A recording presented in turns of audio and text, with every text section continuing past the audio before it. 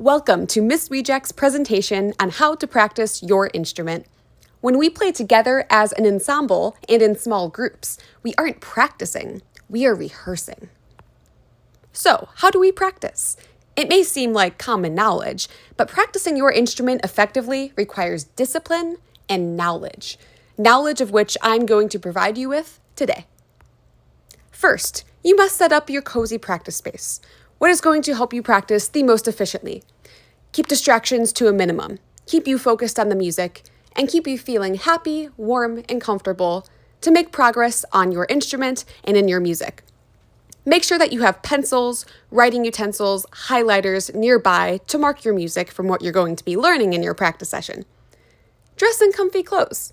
Maybe have a blanket near you if you're sitting down, covering your legs for extra warmth, or a heating pad, or sit in comfy pajamas. Or if that doesn't help you, dress in regular clothes. Whatever helps you practice the most comfortably and the best. Of course, you need your instrument. Make sure that you have your instrument, the violin, viola, cello, bass, and also the bow to your instrument, and any other materials you may need, like a shoulder rest or your rock stop or your rosin. Make sure you have a beverage nearby. Practicing your instrument is basically like a sport. It's exercise. You're burning calories. Have some water nearby, or maybe an extra tea or a Sprite or a Gatorade, whatever makes you happy. The file folder of music that you see next is make sure that you have your music with you, whether it's your scale sheet or your book or your practice sheets or your sheet music, to make sure that you have something to mark and something to follow along. That means that you have a practice plan. Decide what kind of lighting you want. Do you want bright lights so you can see the music? Or is that distracting and makes you feel more tired? Do you want dim lights, maybe with a candle lit or two? Whatever helps your practice space feel cozy and comfortable so you can learn. The don'ts. Don't only play the easy spots.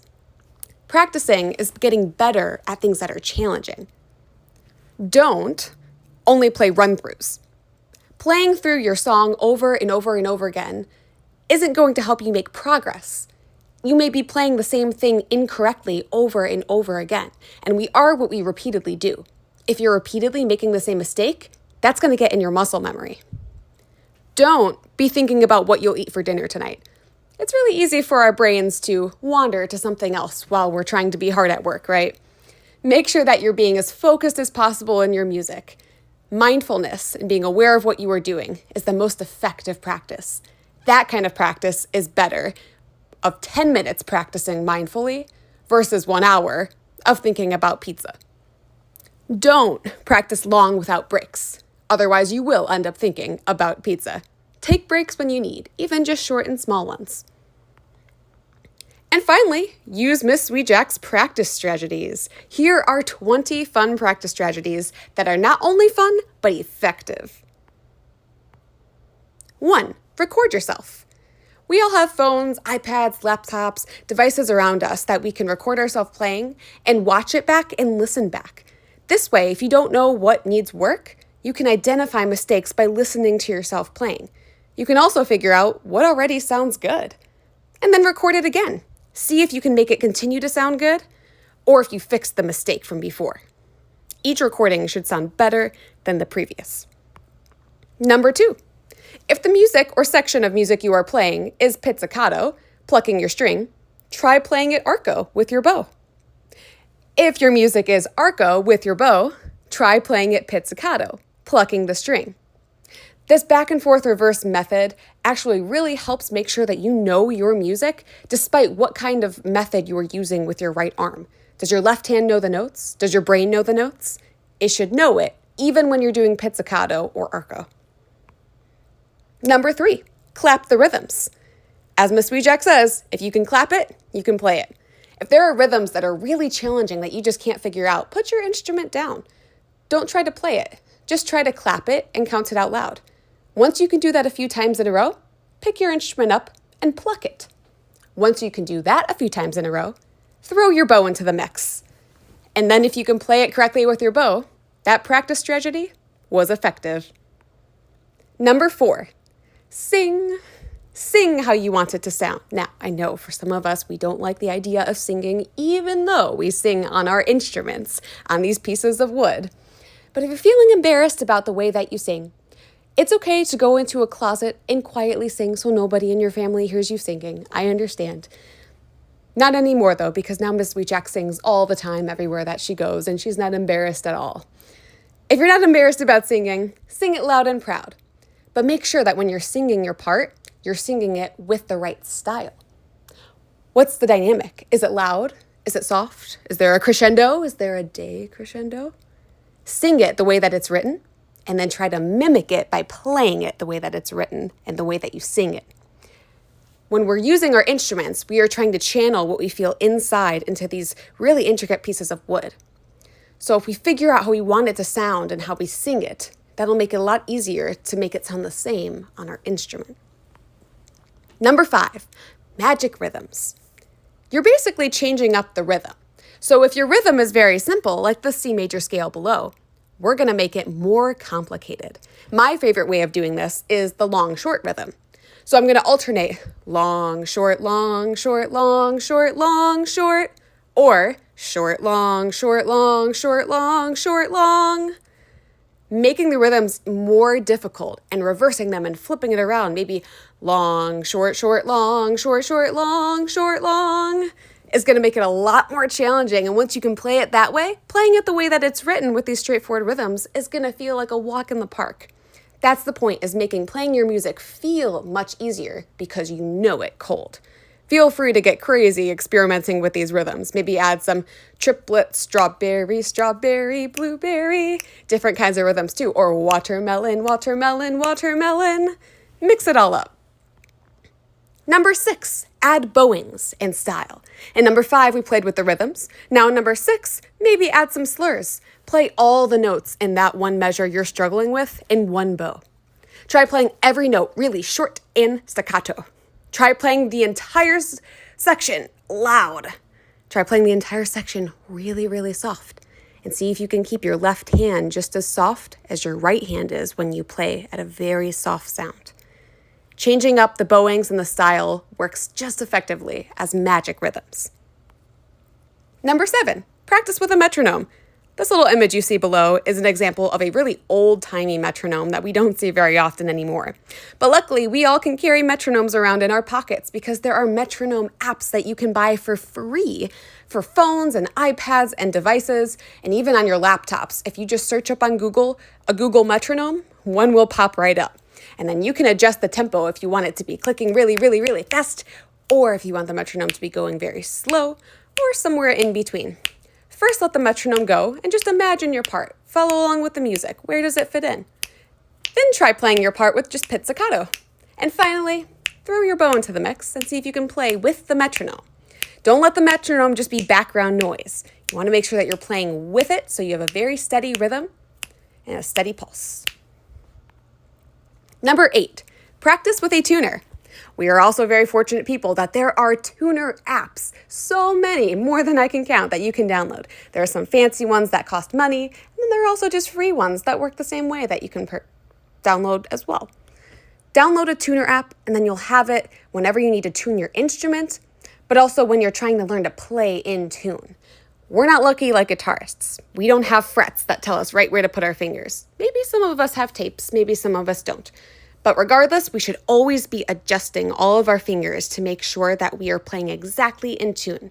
We are tuning our ears, we are tuning our muscle memory, and having a tuner to tell us what we need to fix can make practicing go by even faster.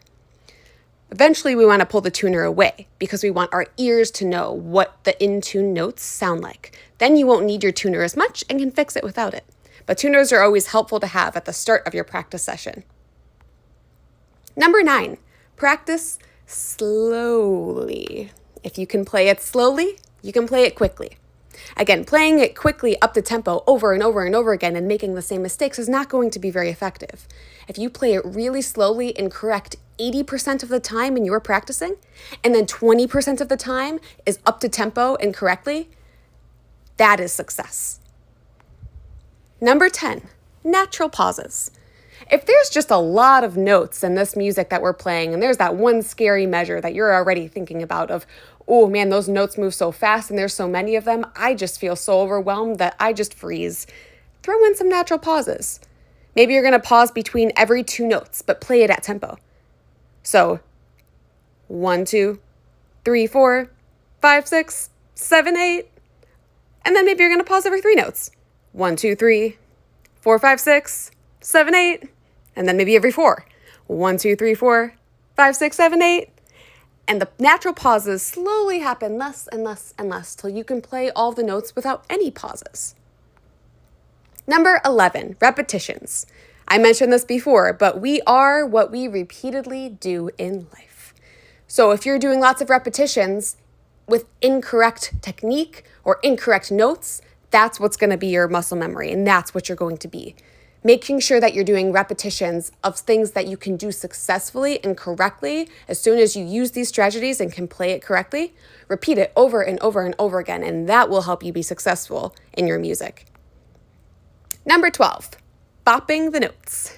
If you have really long notes like half notes or whole notes or even quarter notes, you're going to bop the notes by playing them all really short staccato, only the start of the note, but you're still holding it for the full duration. So if I have maybe 2 half notes and a whole note, and this is my metronome, I'm going to play bop, bop, bop, instead of ba, ba, ba. It sounds simple, but bopping the notes requires you to be really good at math because you have to be really, really good at counting your rhythms while keeping a steady beat.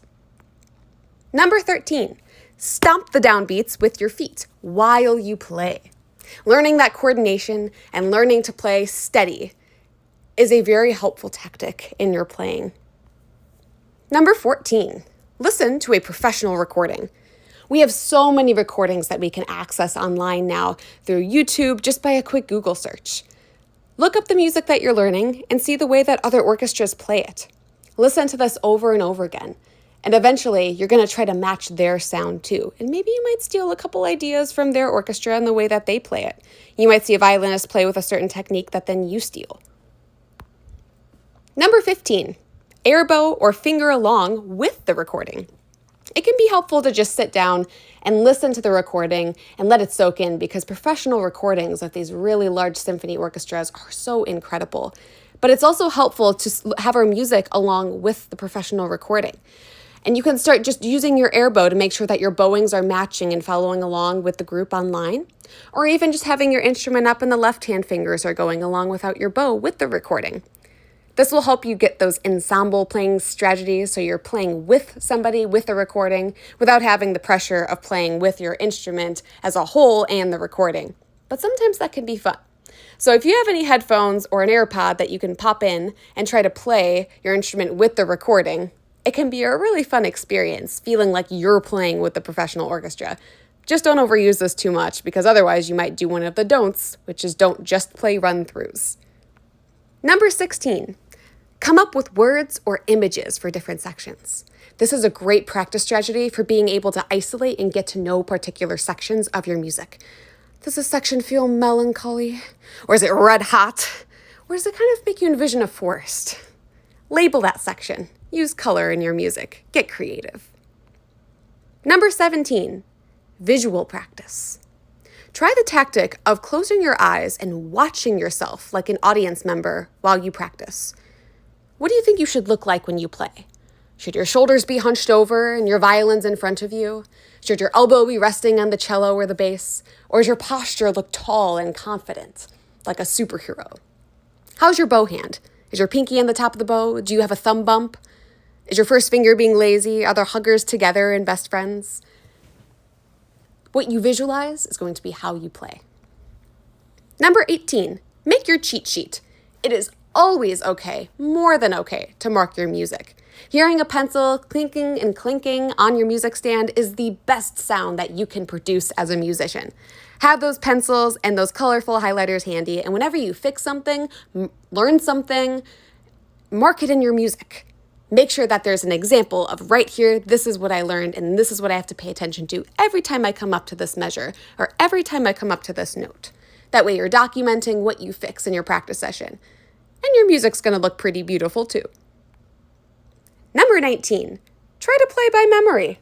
We should be able to read notes. That's the goal as musicians, is that we can read any piece of music that's put in front of us. But it's also a really great practice strategy to work on memorization, because that means that you know the music like the back of your hand. And then that means you can also play your music without even having the music stand in front of you, which can be fun for exercises like number 20, putting on a performance for your families and friends. It looks really nice when you play without the sheet music in front of you, so that's what makes number 19 pretty cool. But it's also a really great performance even if you have the music out in front of you. Smile, bring joy and cheer and music to the community around you and show them what you're learning in your orchestra program with all of these practice strategies. It's also a great practice technique to be able to perform under pressure while you got your close friends and family watching you play. If you can do that, you'll be able to perform and rehearse with us in class and at our concerts. I hope this was helpful and that you walk away with these 20 incredible practice strategies to take away to your practicing. If you have any questions, just let Miss Wejack know.